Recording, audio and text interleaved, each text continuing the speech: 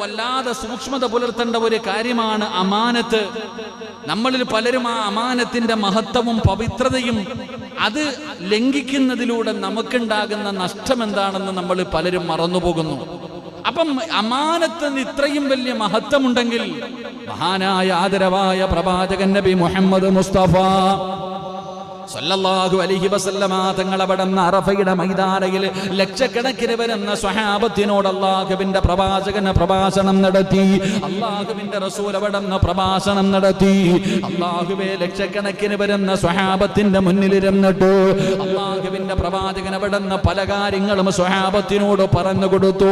പലിശയെക്കുറിച്ച്, പലിശയുമായി ബന്ധപ്പെടുന്ന കാര്യങ്ങളെ കുറിച്ച്, തന്റെ കുടുംബത്തിലെ അടുത്ത സഹാബിയോടാണ് പ്രവാചകന് പലിശയുമായി ബന്ധപ്പെട്ട കാര്യത്തെക്കുറിച്ച് ആദ്യമായിട്ട് പ്രവാചകൻ അവിടുന്ന് ഉപദേശം കൊടുത്തത്.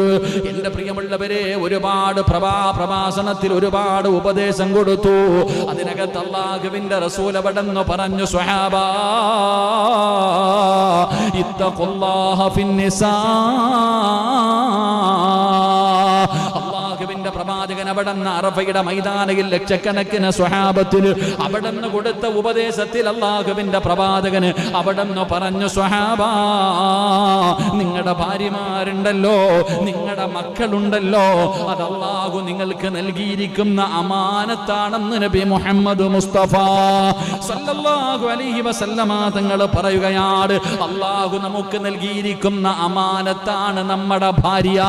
മഹർ കൊടുത്ത് വിവാഹം കഴിച്ച നമ്മുടെ ഭാര്യയുണ്ടല്ലോ, അത് അല്ലാഹു നമ്മളെ ഏൽപ്പിച്ചിരിക്കുന്ന അമാനത്താ. മുത്തുനബി പറയുന്നു, ഇത്തഖുല്ലാഹ ഫിന്നിസാ. നിങ്ങളുടെ പെണ്ണുങ്ങളുടെ കാര്യത്തിൽ നിങ്ങൾ അല്ലാഹനെ സൂക്ഷിച്ചു കൊള്ളണേ. ഒരു താക്കീതാണ്, ഒരു വലിയ ഉപദേശമാണ്, ഒരു മുന്നറിയിപ്പാണ് അല്ലാഹുവിന്റെ റസൂൽ അവിടുന്ന് നൽകുന്നത്. സ്വഹാബാ, നിങ്ങളുടെ ഭാര്യമാര് നിങ്ങൾക്ക് അല്ലാഹു തന്നിരിക്കുന്ന അമാനത്താ. അതുകൊണ്ട് നിങ്ങൾ പെണ്ണുങ്ങളുടെ വിഷയത്തിൽ അല്ലാഹുവിനെ സൂക്ഷിച്ചു കൊള്ളണേ എന്ന് നബി മുഹമ്മദ് മുസ്തഫ നബി മുഹമ്മദ് മുസ്തഫ സല്ലല്ലാഹു അലൈഹി വസല്ലമ തങ്ങൾ അവിടുന്ന് പറഞ്ഞു തരുമ്പോൾ, എന്റെ പ്രിയമുള്ളവരെ, നാളെ പടച്ചുറപ്പിന്റെ കോടതിയിലേക്ക് അല്ലാഹുവിന്റെ പരലോകത്തേക്ക് കടന്നു ചെല്ലുമ്പോ നിസ്കാരത്തെക്കുറിച്ചും നോമ്പിനെക്കുറിച്ചും സദഖയെക്കുറിച്ചും അല്ലാഹു ചോദ്യം ചെയ്യുമ്പോ അതിനിടയിൽ അല്ലാഹു അമാനത്തായി നൽകിയ നമ്മുടെ ഭാര്യമാരെ കുറിച്ച് ഓരോ ഭർത്താവിനോടും അല്ലാഹു വിചാരണ ചെയ്യുമെന്ന് നബി മുഹമ്മദ് മുസ്തഫ സല്ലല്ലാഹു അലൈഹി വസല്ലമ തങ്ങൾ അവിടുന്ന് പറഞ്ഞു തരുമ്പോൾ അല്ലാഹു നൽകിയിരിക്കുന്ന അമാനത്താണ് സിറാജിന്റെ ഭാര്യ.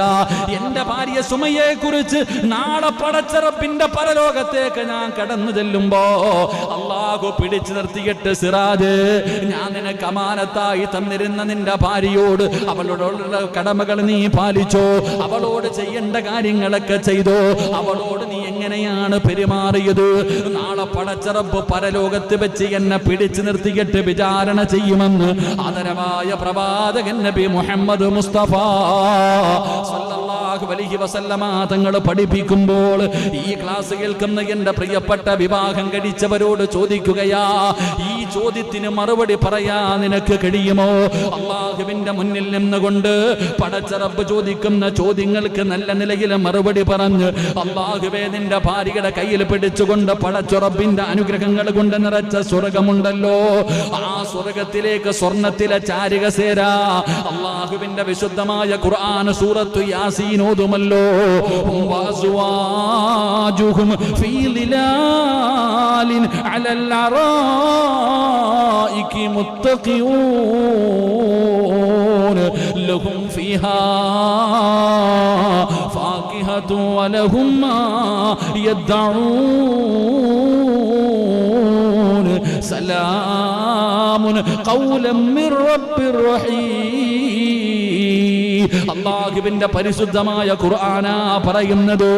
നാളെ പടച്ച റബ്ബിന്റെ സ്വർഗത്തിലേക്ക് നമ്മൾ കടന്നു പോകുമ്പോ ഈ പായിപ്പാടുള്ള ഒരു ഭാര്യയും ഭർത്താവും തന്റെ മക്കളുടെ കയ്യിൽ പിടിച്ചുകൊണ്ട് അല്ലാഹുവിന്റെ സ്വർഗത്തിലെ ചാരികസേരയിലെ ഭാര്യയും ഭർത്താവും കൂടെ പടച്ചവനെ ലവ് ജോഡികൾ നടക്കുന്നത് പോലെ, പ്രേമിച്ച് നടക്കുന്നവർ നടക്കുന്നത് പോലെ, കടപ്പുറത്തുകൂടെ നടക്കുന്നത് പോലെ, ബീച്ചിലും പാർക്കിലും നടക്കുന്നത് പോലെ തന്റെ പ്രിയപ്പെട്ട ഭാര്യയുടെ കയ്യിൽ പിടിച്ച് തന്റെ പ്രിയപ്പെട്ട ഭാര്യയുടെ കയ്യിൽ പിടിച്ച് പ്രണയ ജോഡികൾ നടക്കുന്നത് പോലെ അള്ളാഹുവിന്റെ സ്വർഗത്തിൽ ഇങ്ങനെ സ്വർണത്തിന്റെ ചാരുകസേരയിൽ ഇങ്ങനെ ചാരിയിരിക്കുകയാണ് റബ്ബേ.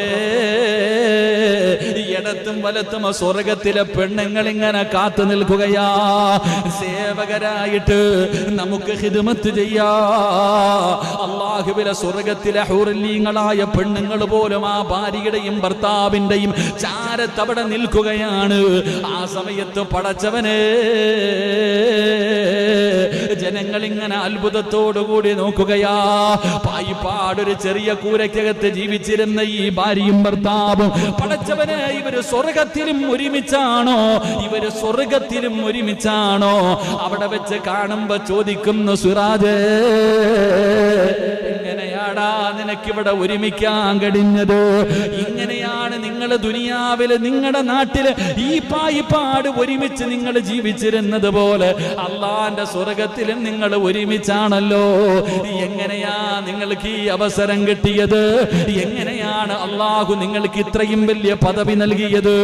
അള്ളാഹുവേ, അങ്ങനെ ഒരുമിച്ച് കൂടുന്ന കുടുംബത്തിൽ ഞങ്ങളെ നീ പെടുത്തണേ അല്ലാ. സ്വർഗത്തിൽ ഒരുമിച്ച് കൂടുന്ന ജോഡികളായി ഞങ്ങളെ നീ സ്വീകരിക്കണേ അല്ലാ. അള്ളാഹു നമ്മളെ അങ്ങനെ ആക്കി തരുമാറാകട്ടെ. അള്ളാഹു നമ്മളെ അങ്ങനെ ആക്കി തരുമാറാകട്ടെ.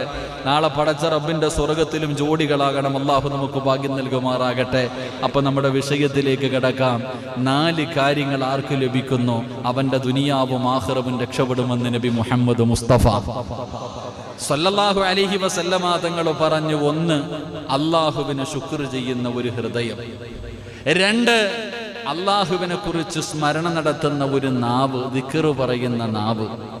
3, മഹാനായ പ്രവാചകൻ സല്ലല്ലാഹു അലൈഹി വസല്ലമ തങ്ങൾ പറഞ്ഞു, പരീക്ഷണങ്ങൾ വരുമ്പോൾ, പ്രതിസന്ധികൾ വരുമ്പോൾ ക്ഷമിക്കാനുള്ള മനസ്സ്.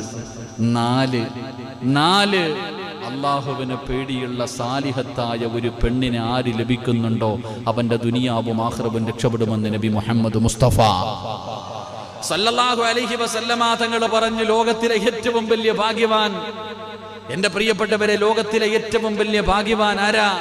കോടിക്കണക്കിന് സമ്പാദ്യമുള്ളവനോ ഹെലികോപ്റ്ററോ ഫ്ലൈറ്റൊക്കെ സ്വന്തമായിട്ടുള്ളവനൊന്നും അല്ല. ലോകത്തിലെ ഏറ്റവും വലിയ ഭാഗ്യവാൻ ആരെന്നറിയുവോ? സാലിഹത്തായ ഒരു പെണ്ണിന് നിങ്ങളിൽ ആർക്ക് ലഭിച്ചിട്ടുണ്ടോ അവനാണ് ലോകത്തിലെ ഏറ്റവും വലിയ ഭാഗ്യവാനെന്ന് ആദരവായ പ്രവാചകൻ നബി മുഹമ്മദ് മുസ്തഫ സല്ലല്ലാഹു അലൈഹി വസല്ലമ തങ്ങൾ പറയുന്ന ലോകത്തിലെ ഏറ്റവും വലിയ ഭാഗ്യവാന് സാലിഹത്തായ ഒരു പെണ്ണിനെ ഭാര്യയെ കിട്ടിയവനാണ്. സാലിഹായ ഒരു ഭർത്താവിനെ കിട്ടിയ പെണ്ണാണ് ലോകത്തിലെ ഏറ്റവും വലിയ ഭാഗ്യവതി. എന്റെ പ്രിയപ്പെട്ട സഹോദരങ്ങളെ, നമ്മളെല്ലാവരും ഇവിടെ ഇരിക്കുന്നതിൽ അധികം പേരും വിവാഹം കഴിച്ചവരാ. ഈ സദസ്സിലിരിക്കുന്ന അധികം പേരും വിവാഹം കഴിച്ചവരാ. നമ്മൾ സ്വന്തം ഒന്ന് ചിന്തിച്ചു നോക്ക്. ആ ഭാഗ്യം അള്ളാഹു നമുക്ക് നൽകിയിട്ടുണ്ടോ എന്ന്. അള്ളാഹു നമുക്ക് ഈമാൻ തരുമാറാകട്ടെ. ആമീൻ പറ. അള്ളാന്റെ റസൂൽ സല്ലല്ലാഹു അലൈഹി വസല്ലം തങ്ങൾ പറഞ്ഞു, ഏറ്റവും വലിയ ഭാഗ്യവാനാണ് ആരെ കിട്ടിയവൻ. അത് പറയാൻ തന്നെ ഒരു മടി. സാലിഹത്തായ ഒരു ഭാര്യ. നമ്മുടെ ആമിനായി ഒന്ന് ആലോചിച്ച് നോക്ക്. നമ്മുടെ വീട്ടിൽ നിൽക്കുന്ന നമ്മൾ മഹർ കൊടുത്ത് വിവാഹം കഴിച്ച ഭാര്യ അൻസാരിക്കാക്കായും ഷാജിക്കാക്കും ഒന്ന് ആലോചിച്ച് എല്ലാവരും ആലോചിക്ക്. പടച്ചവനെ, നമ്മൾ ആ ഭാഗ്യവാന്മാരിൽ പെട്ടിട്ടുണ്ടോ ഇല്ലേ? എന്റെ പ്രിയപ്പെട്ട സഹോദരങ്ങൾ, അപ്പോൾ നോക്കും, എന്താ ഗ്ലാമർ ഇല്ല ആമിനായിക്ക്, എന്നാ ഗ്ലാമർ.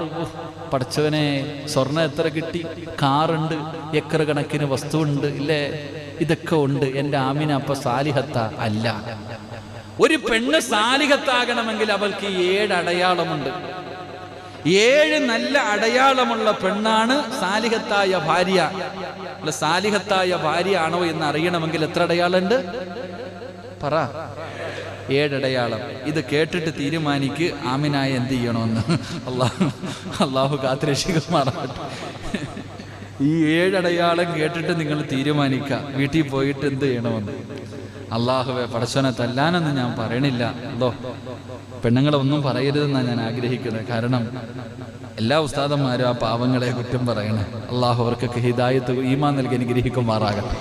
സത്യം പറഞ്ഞാൽ പെണ്ണുങ്ങൾ ചോദിക്കുന്ന ചോദ്യങ്ങൾക്ക് വലിയ മറുപടി ഉസ്താദന്മാരൊക്കെ കയറിയിട്ട് ഇങ്ങോട്ട് ഇങ്ങനെ പറയും, പെണ്ണുങ്ങൾ അങ്ങനെ വേണം.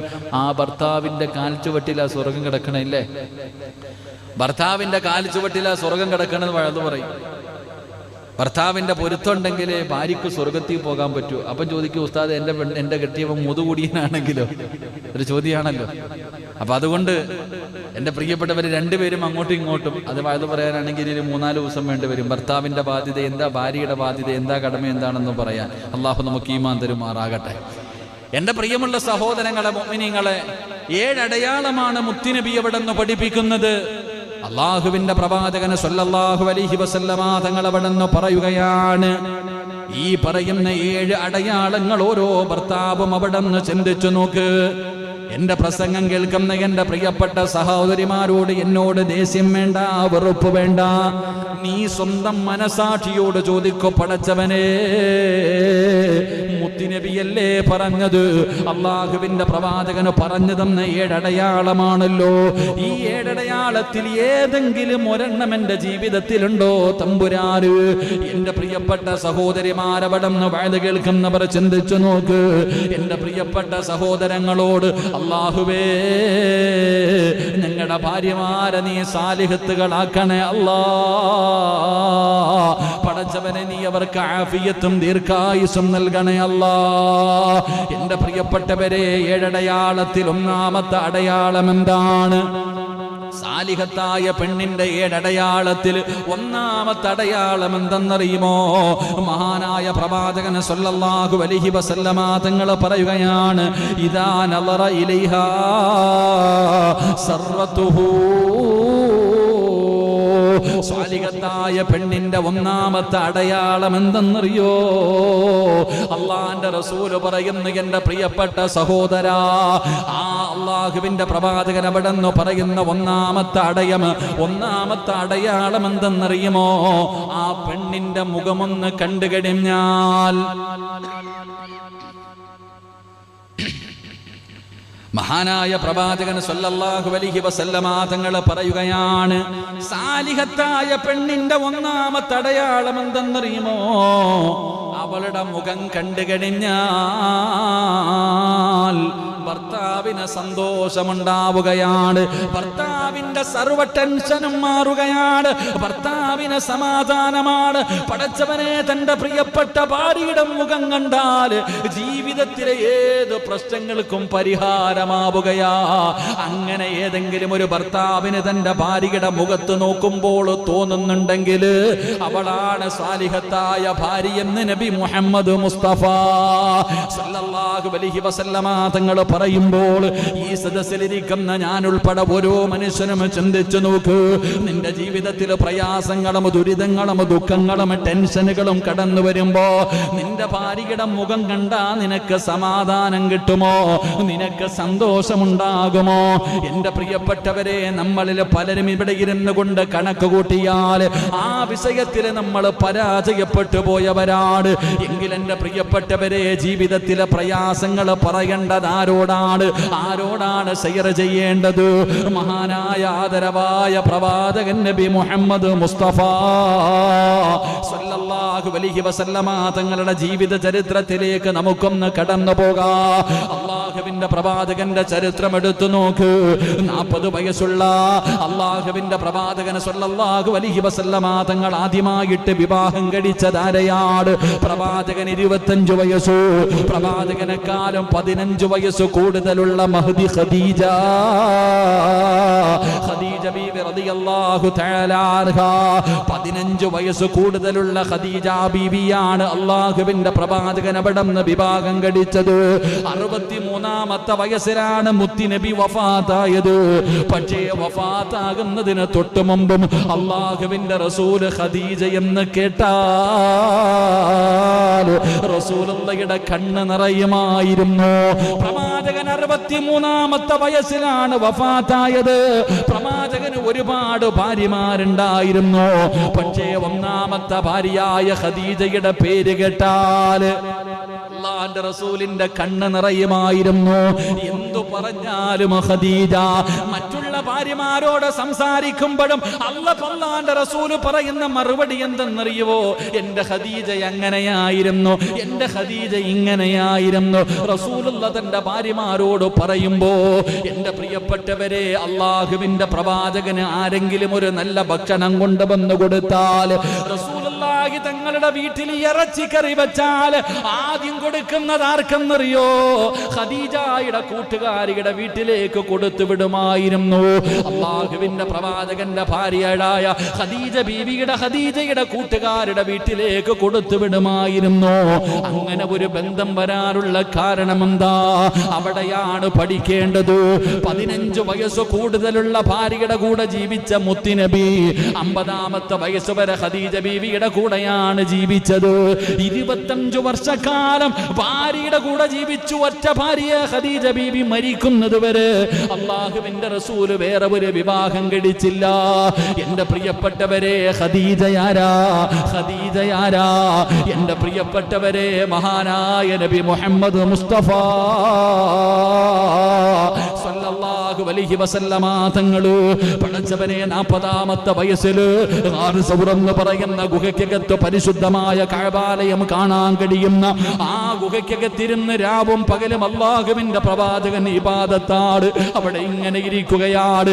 ആ സമയത്താണ് പ്രവാചകന്റെ മുന്നിലേക്ക് മുഖറബുൽ അംലാഖു മലക്ക് ജിബ്രീൽ അലൈഹിസ്സലാം കടന്നു വരുന്നത്. ഇഖ്റഅ ബിസ്മി റബ്ബികല്ലദീ ഖലഖ് ഖലഖൽ ഇൻസാന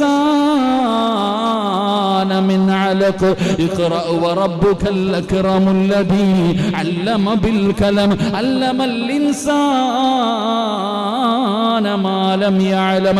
പരിശുദ്ധമായ ഖുർആനിന്റെ 1ാമത്തെ അധ്യായവുമായി ആകാശത്തിന്റെ വിരിമാലിൽ നിന്ന് ഭൂമിയുടെ മടിത്തട്ടിൽ മുത്തുനബിയുടെ മുന്നിലേക്ക് കടന്നു വന്നു.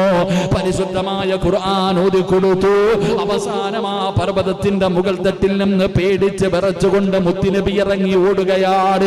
എവിടേക്കാ ഓടിയത്? കുടുംബക്കാരുടെ മുന്നിലേക്കല്ല. ജീവിതത്തിൽ ഭർത്താക്കന്മാര് പഠിച്ചോ? ഒരു ഭർത്താവിന്റെ മനസ്സ് വേദനിച്ചാ പോകേണ്ടത് എവിടെയാണ്? എവിടെ പോയാലാ സമാധാനം കിട്ടുന്നത്? എവിടെ പോയാലാ പരിഹാരം കിട്ടുന്നത്? അള്ളാഹുവിന്റെ റസൂല് പറഞ്ഞു തരികയാ. പ്രവാചകൻ ഒറ്റയ്ക്കിരിക്കുന്ന ഗുഹയ്ക്കകത്ത് ജിബ്രീൽ എന്ന് പറയുന്ന മലക്ക് ആദ്യമായിട്ട് കടന്നു വന്നപ്പോ നാം ഉംറയ്ക്ക് പോകുമ്പോ കേറിപ്പോയിട്ടുണ്ട്. പടച്ചവനെ, 1 മണിക്കൂറോളം 1.5 മണിക്കൂറോളം കഷ്ടപ്പെട്ട് യാത്ര ചെയ്ത് നടന്ന് മുകളിൽ കയറി പോകണം. ആ മലയുടെ മുകളിൽ നിന്ന് ലോകത്തിന്റെ നേതാവ് പാതിരാത്രി പേടിച്ച് വിറച്ചുകൊണ്ട് ഇറങ്ങി ഓടുകയാണ്. മുത്തുനബി കുടുംബക്കാരുടെ മുന്നിലല്ല പോയത്, കൂട്ടുകാരുടെ മുന്നിലല്ല പോയത്. പിന്നെ പോയത് എവിടെയെന്നറിയുമോ? തന്റെ പ്രിയപ്പെട്ട ഭാര്യയായ മഹദി ഖദീജ ബീബി റളിയല്ലാഹു തആല അൻഹാ. ഖദീജ ബീവിയുടെ വീട്ടിലേക്കാണ് പേടിച്ച് വിറച്ചുകൊണ്ട് മുത്തുനബി ഇറങ്ങി ഓടുന്നത്. പടച്ചവരെ, ഖദീജ ബീവിയുടെ വീടിന്റെ മുന്നിലെത്തി. ഖദീജ ബീവി എന്തെന്ന് ചോദിച്ചില്ല, എന്തേ നിങ്ങൾക്ക് സംഭവിച്ചതെന്ന് ചോദിച്ചില്ല. അല്ലാഹുവിന്റെ പ്രവാചകനെ പേടിച്ചു വിറച്ച് ഇറങ്ങി വരുന്നത് കണ്ടപ്പോ ഭാര്യയായ ഖദീജ ബീവി റളിയല്ലാഹു തആല തന്റെ പ്രിയപ്പെട്ട ഭർത്താവിന് അടുത്തേക്ക് വിളിച്ചിട്ട്, സമ്മിലൂനി യാ ഖദീജ, എന്നെ പുതപ്പിക്കുന്നെന്ന് പ്രവാചകൻ പറയുമ്പോൾ ഖദീജ ബീവി റളിയല്ലാഹു തആല അൻഹാ അല്ലാഹുവിന്റെ പ്രവാചകനെ പുതപ്പിച്ചിട്ട് തന്റെ മടിത്തട്ടിലേക്ക് പിടിച്ചു കിടത്തുകയാ. ഒരു ഭാര്യതാണ്. അള്ളാന്റെ റസൂല് പേടിച്ച് വിറച്ച് വീട്ടിലേക്ക് കടന്നു ചെന്നപ്പോ എന്തേ എന്നല്ല ചോദിച്ചത്, തന്റെ ഭർത്താവിനെ അടുത്തേക്ക് വിളിച്ചു. എന്നിട്ട് തന്റെ മടിയിൽ പിടിച്ച് കിടത്തി. അള്ളാഹുവിന്റെ പ്രവാചകന്റെ ശരീരത്തിലേക്ക് പുതപ്പിച്ചു. എന്നിട്ട് മടിത്തട്ടിൽ കിടത്തിയിട്ട് അള്ളാന്റെ റസൂലിന്റെ തലയിലെ തലോടിയിട്ട് ചോദിക്കുന്നു, എന്തേ? അള്ളാന്റെ റസൂലിനോട് ചോദിക്കുകയാ, എന്ത് പറ്റി? അള്ളാഹുവിന്റെ പ്രവാചകൻ അവിടെ നടന്ന കാര്യങ്ങൾ മുഴുവനും പറഞ്ഞു കൊടുത്തപ്പോ റസൂലുള്ള തന്നെ പറയുന്നുണ്ട്, മുത്തുനബി തന്നെ പറയുന്നുണ്ട്, ഖദീജ ബീവി പറഞ്ഞ വാക്കെന്തെന്നറിയോ? അല്ലാഹുവിന്റെ പ്രവാചകനെ നടന്ന സംഭവങ്ങൾ മുഴുവനും പറഞ്ഞു കൊടുക്കുമ്പോ തന്റെ പ്രിയപ്പെട്ട ഭർത്താവിന്റെ തലയിൽ ഇങ്ങനെ തലോടിയിട്ട് കെട്ടിപ്പിടിച്ചിട്ട് പറയുന്നു, നബിയേ വല്ലാഹു യഖ്ഫീക അല്ലാഹു അബദാ, ഒരിക്കലും അല്ല നിങ്ങളെ കൈവിടൂല നബിയേ, ഒരിക്കലും അല്ല നിങ്ങളെ കൈവിടൂല നബിയേ, നിങ്ങളുടെ റബ്ബൊരിക്കലും നിങ്ങളെ കൈവിടൂല. കാരണം നിങ്ങൾ പാവങ്ങളെ സഹായിക്കുന്നവരാ, വിധവകളെ സഹായിക്കുന്നവരാ, യതീമീങ്ങളെ സ്നേഹിക്കുന്നവരാ. തന്റെ തലയിൽ തലോടിയിട്ട് ഖദീജ ബീവി പറഞ്ഞ ഒരേ ഒരു വാക്ക് അല്ലാഹുവേ റസൂലുള്ളാഹിയുടെ ഹൃദയത്തിലേക്ക് പെയ്തിറങ്ങുകയാണ്. അവിടെന്ന് പറഞ്ഞ ഒറ്റ വാക്ക് റസൂലുള്ള മറക്കുന്നത് മരിക്കുന്നത് വരെ റസൂലുള്ളാഹി തങ്ങൾ മറന്നുപോയില്ല. ഖദീജ ബീവി പറഞ്ഞു, അല്ല നിങ്ങളെ കൈവിടൂല നബിയേ. എന്റെ പ്രിയപ്പെട്ടവരെ, ഭാര്യ എന്ന് പറഞ്ഞാൽ എങ്ങനെയാണ്? രാവിലെ മുതൽ വൈകുന്നേരം വരെ കഷ്ടപ്പെട്ട് വൈകുന്നേരം ജോലി കഴിഞ്ഞ് തളർന്ന ശരീരവുമായി വീടിന്റെ അകത്തേക്ക് കടന്നു ചെല്ലുമ്പോ എത്ര വേദനയാണെങ്കിലും എത്ര പ്രയാസമാണെങ്കിലും വീടിന്റെ മുന്നിലേക്ക് കടന്നു ചെല്ലുമ്പോ ചിരിക്കുന്ന മുഖത്തോടെ പ്രിയപ്പെട്ട ഭാര്യ വീടിന്റെ കവാടത്തിൽ നിൽക്കുകയാ. സാലികത്തായ പെണ്ണാരെന്നറിയുമോ?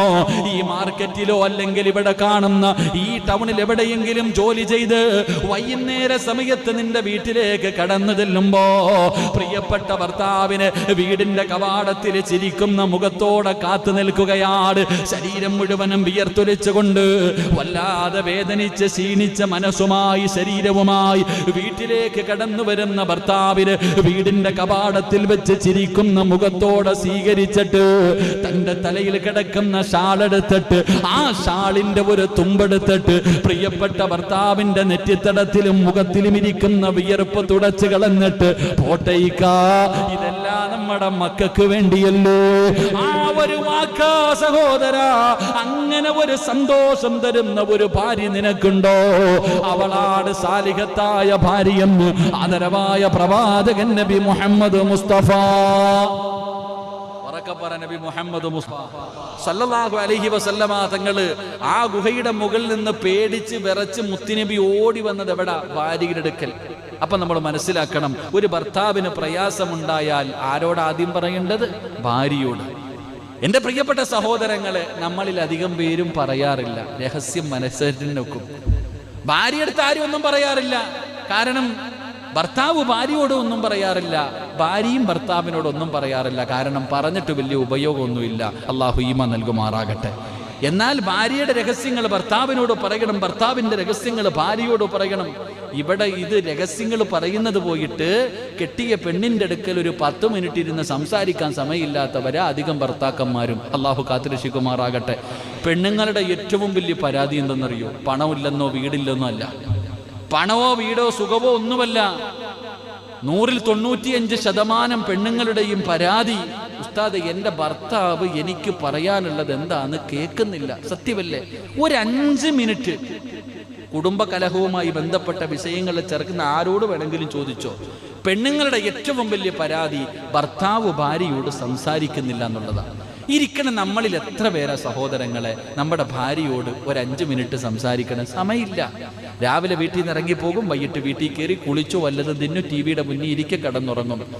അള്ളാഹു അല ആമിന, നീ വല്ലതും തിന്നോടിയെന്ന് പോലും നമ്മൾ ഈ പലരും ചോദിക്കാറില്ല. അള്ളാഹു ഈമാൻ തരുമാറാകട്ടെ. സാലിഹത്തായ ഭാര്യ എന്ന് പറഞ്ഞാൽ രാത്രി വൈകുന്നേരം ജോലി കഴിഞ്ഞ് വീട്ടിൽ പോകുമ്പോൾ ഇങ്ങനെ കാത്തു നിൽക്കും അല്ലേ? ഒരു പാട്ട് തന്നെ ഉണ്ടല്ലോ, അപ്പൊ എന്താ? പൂമുഖവാതുക്കൽ അങ്ങനെ കണ്ടതില്ലേ? ആർക്കും അറിയത്തില്ല, എല്ലാവരും മലക്കുകളാ. നിങ്ങൾക്ക് ആർക്കാ പാട്ട്? എന്താ? സ്നേഹം വിടർത്തുന്ന പൂന്തിങ്കളാണ് എൻ്റെ ഭാര്യ. പാട്ടുകാർക്ക് അങ്ങനെ പലതും പറയാം. ഓൻ്റെ പെണ്ണുമ്പോഴുടെ അവസ്ഥ എന്താണെന്ന് ഓനറിയായിരിക്കും. എൻ്റെ പ്രിയപ്പെട്ടവരെ, രാവിലെ മുതൽ വൈകുന്നേരം വരെ എവിടെയും മാർക്കറ്റിൽ വന്ന് കിടന്ന് 2 മണിക്ക് 3 മണിക്ക് വരുന്നയാ. ഇവിടെ വന്ന് കിടന്ന് കഷ്ടപ്പെട്ട് ജോലി ചെയ്തിട്ട് ഒരു ഉച്ചയായി, ഉച്ച കഴിഞ്ഞു. ആ സമയത്ത് വീട്ടിലേക്ക്, ഇല്ലെങ്കിൽ വൈകുന്നേരം സമയത്ത് ചുമട്ടുതൊഴിലാളിയാ ജോലി ചെയ്തിട്ട് വൈകുന്നേരം ശരീരം മുഴുവനും വേദനിച്ച് വീട്ടിൽ കയറി ചെല്ലുമ്പോൾ വീടിന്റെ കവാടത്തിൽ ഭാര്യ ഇങ്ങനെ കാത്തു നിൽക്കാം. ഈ ശരീരം മുഴുവനും തളർന്നു വരുന്ന ഭർത്താവിനെ വായിക്കാന്ന് പറഞ്ഞിട്ട് ആ തലയിൽ കിടക്കണ ഷാളെടുത്തിട്ട് ഇങ്ങനെ ഒന്ന് തുടച്ചിട്ട്, പോട്ടേക്കാ, മക്കൾക്ക് വേണ്ടിയല്ലേ, ഒരൊറ്റ വാക്ക് മതി സഹോദര, സർവ്വവേദനയും മറക്കാൻ.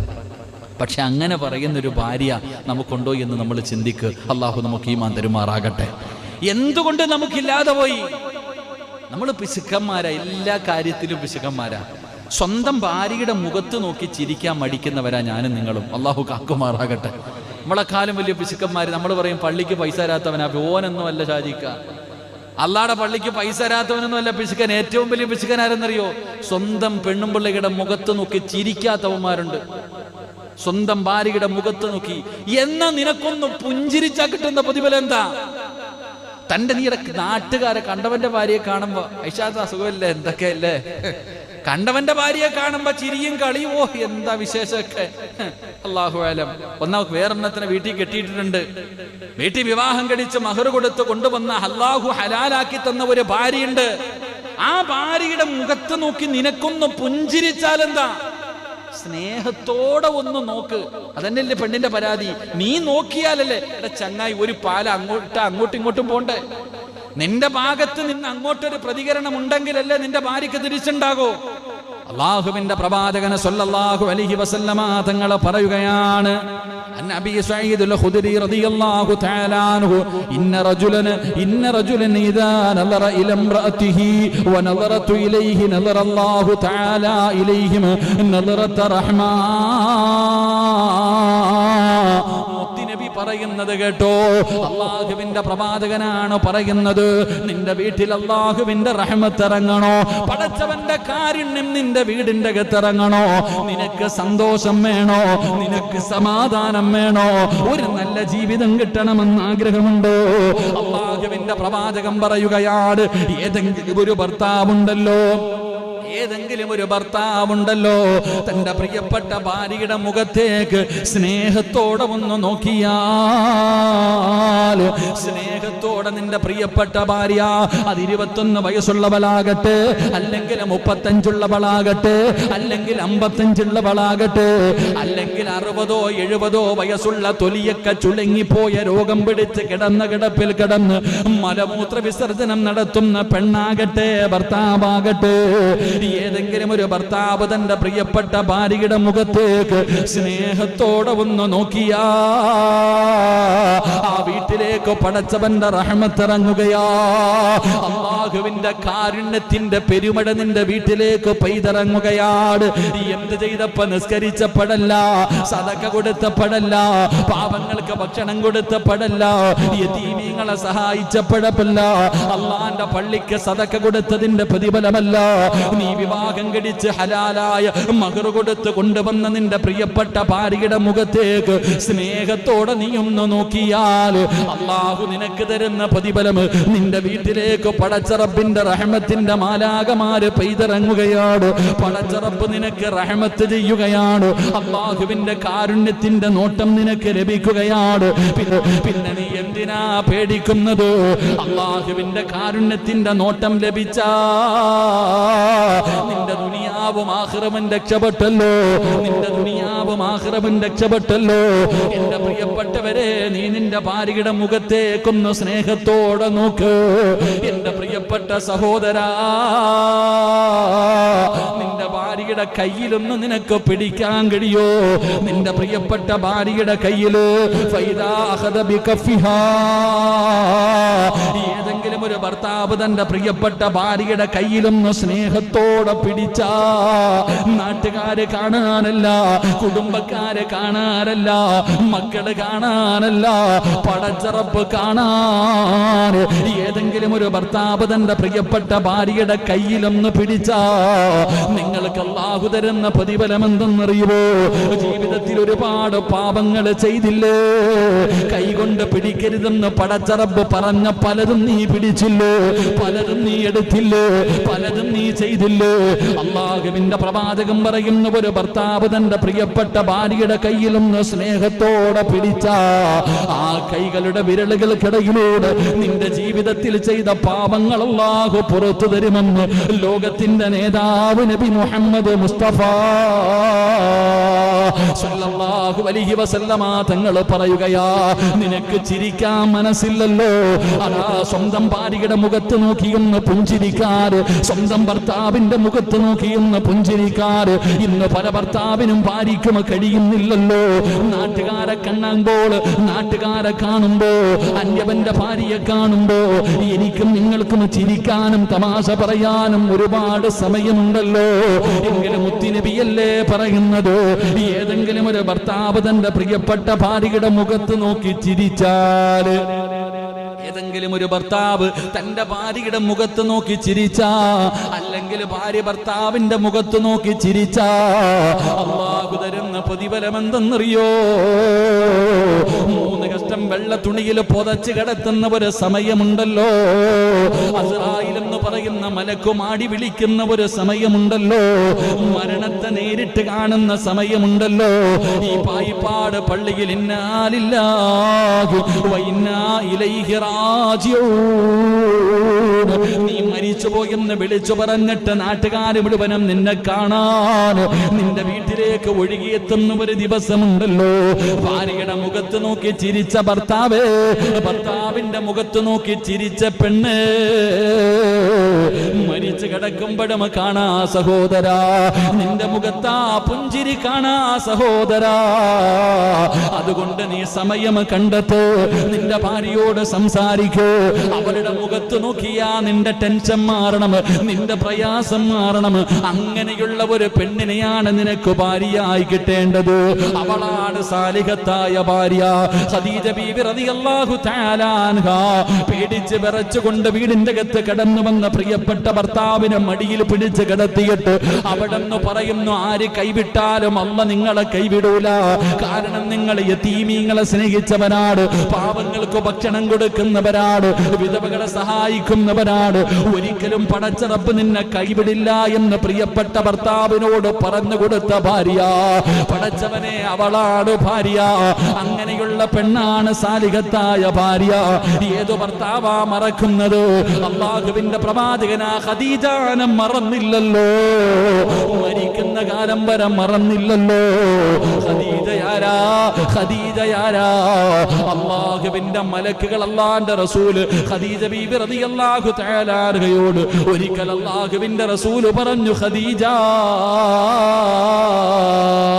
ഭക്ഷണവുമായിട്ട് മുത്തുനബിയുടെ ചാരത്തേക്ക് കടന്നു പോകുന്ന ഭാര്യയോട് റസൂലുള്ള പറയുന്നു, ഖദീജ ജിബ്രീൽ ഇപ്പ വന്നിട്ട് പോയതേ ഉള്ളൂ, ജിബ്രീൽ വന്നിട്ട് പോയതേ ഉള്ളൂ. എന്തിനാണ് ജിബ്രീൽ വന്നതെന്നറിയുവോ? എന്തിനാണ് ജിബ്രീൽ വന്നതെന്നറിയുവോ? ഖദീജ, അല്ലാഹു നിന്നോട് സലാം പറഞ്ഞിരിക്കുകയാ.